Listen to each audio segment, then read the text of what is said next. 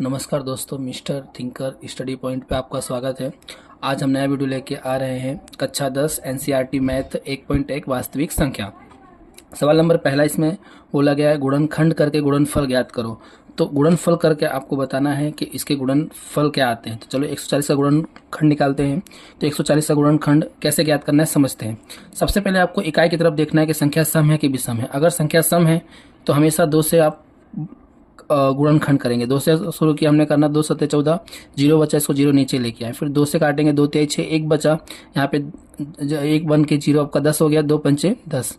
अब जब विषम संख्या आती है तो आपका 3 से कटेगा, 5 से कटेगा, मतलब विषम संख्या से ही कटेगा। तो 3 से कटने का नियम एक सीधा सिंपल सा है कि जो संख्या दी गई है उनको जोड़ो और उनका योग, जो संख्याओं का योग है वो 3 से कटना चाहिए। तो हम 3 से जोड़ेंगे तो 5 और 3 8 आएगा, जो कि 3 के पहाड़े में नहीं आता।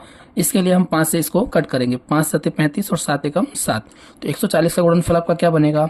140 बराबर आपका होगा 2 गुणे 2 गुणे 5 गुणे 7, जो कि जो दो बार आ रहा, रिपीट हो रहा है, इसलिए 2 की घात 2 रखेंगे, गुणे 5 गुणे 7। इस तरीके से आपका गुणनफल बनेगा। अब 38 25 का हम गुणनखंड निकालेंगे। तो 38 25 हम जब शुरू किए तो इकाई अंक विषम था, तो विषम संख्या 3 से कटता है या तो 5 से कटेगा। 3 से कटने में इसको जोड़ा तो 18 आया। 18 3 के पहाड़े में आता है, इसलिए 3 से काटा, 3 एकम 3, 3 दूनी 6, 2 बचा, यहाँ ले लिया, 22 हो गया। 3 सत्ते 21, 1 बचा, 15 हो गया। अभी इसको भी देखो 3 से कटता है कि नहीं कटता। 7 5 12, 12 2 14 और 1 15, 15 3 के पहाड़े में आएगा, इसलिए 3 से कटेगा। 3 चौके 12, 3 दूनी 6, 1 बचा, 3 पचे 15। अभी भी विषम संख्या है, 5 2 7, 7 4 11, 11 3 के पहाड़े में नहीं आता, इसलिए 3 से नहीं कटेगा। अब हम 5 से कोशिश करेंगे। 5 8 40, 2 बचा, 5 25। अब हम 5 से ट्राई करेंगे। 5 एकम 5, 3 बचा, 5 सत्ते 35, 17 अभाज्य संख्या, इसलिए 17 से ही क्या होगा, कटेगा। तो आपका 38 25 का गुणनफल क्या आएगा आपका? 3 गुणे 3 गुणे 5 गुणे 5 गुणे 7।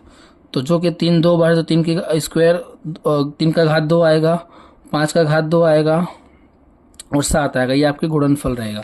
सवाल नंबर दूसरा समझते क्या बोल रहा है कि पूर्णांक युग्मों का एचसीएफ एलसीएम ज्ञात करो और 2 संख्याओं का गुणनफल वो एचसीएफ और एलसीएम के गुणनफल के बराबर हो।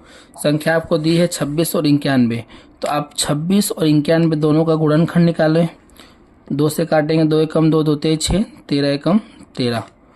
यहाँ पे 1 है, विषम संख्या है, 9 और 1 10, 10 3 के पहाड़े में नहीं आता, तो आप डायरेक्ट 3 से नहीं काट सकते। 5 से काटने के लिए आप इकाई अंक 5 और 0 होना चाहिए, ये भी नहीं है, तो 7 से ट्राई करेंगे। 7 एकम 7, 2 बचा, 7 21 और 13 एकम 13। इस तरीके से आपके गुणनखंड निकले। अब इनके गुणनफल रखो। 26 का गुणनफल क्या है? 2 गुणे 13 और 91 का गुणनफल क्या है आपके? 7 गुणे 13। एचसीएफ निकालने के लिए और एलसीएम निकालने के लिए बेस्ट ट्रिक समझा रहा हूँ आपको। एचसीएफ मतलब कॉमन, जो दोनों में कॉमन है वो एचसीएफ बनेगा। दोनों में कॉमन इसमें 13 आ रहा है, तो आपका 13 क्या बनेगा? एचसीएफ आएगा। एलसीएम के लिए क्या करेंगे कि जो कॉमन है उसको एक बार रखो और जो बच रही है संख्या तो उसके साथ गुणा कर दीजिए। यहाँ पे क्या बच रहा है आपका? यहाँ पे आपका 2 बच रहा है और यहाँ पे 7 बच रहा है। 13 दूनी 26 और गुणे 7, 7 छिंग 42, 80 लाई 4 और 7 दूनी 14, 14 और 4 18, 182 एलसीएम आएगा। अब इन दोनों का गुणनखंड का गुणा करें तो गुणा किया तो 26 और 91 का गुणा करेंगे तो कितना आएगा आपका?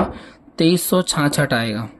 और 182 गुणे 13 करेंगे तो भी कितना आएगा आपका? 2366। इस तरीके से आपका एलसीएम एचसीएफ और गुणनफल आपका इस तरीके से हल होगा। सवाल नंबर दूसरा।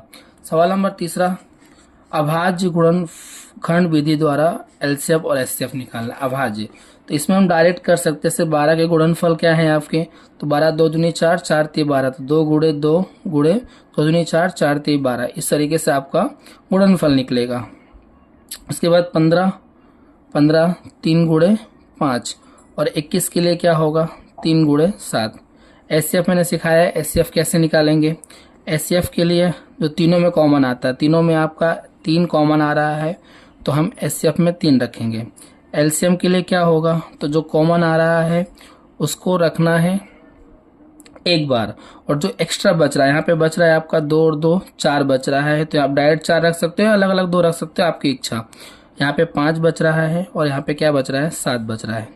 तो आप क्या करोगे, सबका गुणा करोगे तो कितना आएगा, 5 चौके 20, 20 23 60 और गुणे 7, 6 सत्ते 42, 420 आपका क्या आएगा यहाँ पे एलसीएम। तो एचसीएफ 3 बनेगा और एलसीएम कितना बनेगा आपका 420।